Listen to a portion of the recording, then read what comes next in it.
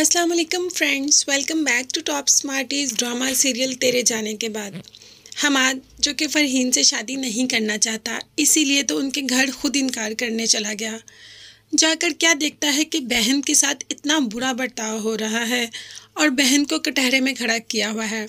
इसीलिए ना चाहते हुए भी फ़रहीन से शादी के लिए हाँ बोल दी।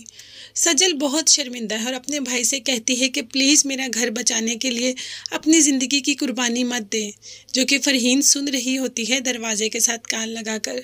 मगर भाई कहता है मैं तुम्हारे बाप की जगह हूँ और बाप तो अपने बच्चों के लिए कुर्बानियाँ देते ही हैं। हमाद यहाँ से घर जाएगा तो माँ और हिरा और सलमान भी इस रिश्ते के लिए बिल्कुल भी तैयार नहीं होंगे। मगर हमाद तो खुद इस रिश्ते के लिए तैयार नहीं, वो तो खुद माहम को पसंद करता है। मगर माहम की शादी हुई हुई है, इसीलिए तो दिल पर पत्थर रख के फ़रहीन के लिए हाँ बोल दी और अपनी बहन का घर भी बचाना चाहता है। माँ ने बहुत मिन्नतें की कि प्लीज़ मैं इस रिश्ते को संभाल लूँगी, मैं इनकार कर देती हूँ। मगर हमाद इनकार करे भी तो किसके लिए करे, इसीलिए वो चाहता है कि उसकी बहन का घर बच जाए। तो क्या हमाद की इस हरकत से उसकी बहन का घर बच जाएगा? क्योंकि सौल्या अपने बेटे को जितना भड़काती है वो कभी भी फ़रहीन का घर बसने नहीं देगी। और फ़रहीन तो पसंद करती है समीर से, शादी तो वो समीर से ही करेगी। इसीलिए तो अब एक और नया ड्रामा शुरू कर दिया।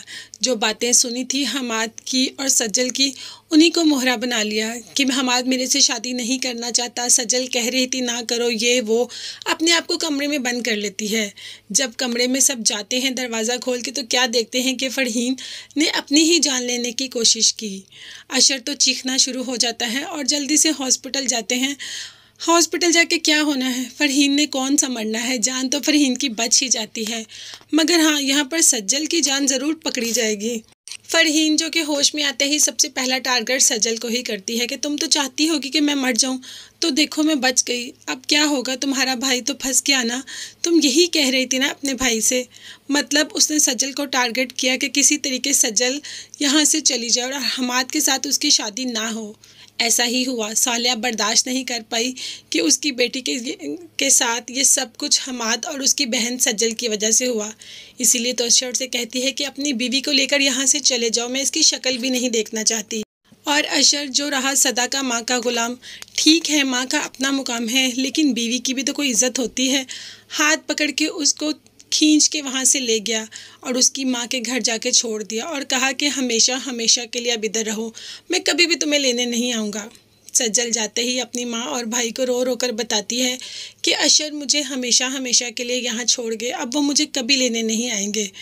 और हमाद बेचारा एक भाई क्या करता, पागलों की तरह अशर की गाड़ी के पीछे भागता है कि मेरी बात सुनो, मगर अशर कोई बात नहीं सुनता और वहाँ से चला जाता है।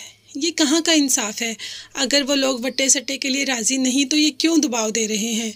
और अब तो हमाद मान भी गया, इनकी अपनी बेटी ही तैयार नहीं और इल्ज़ाम दूसरों की बेटियों को दे रहे हैं।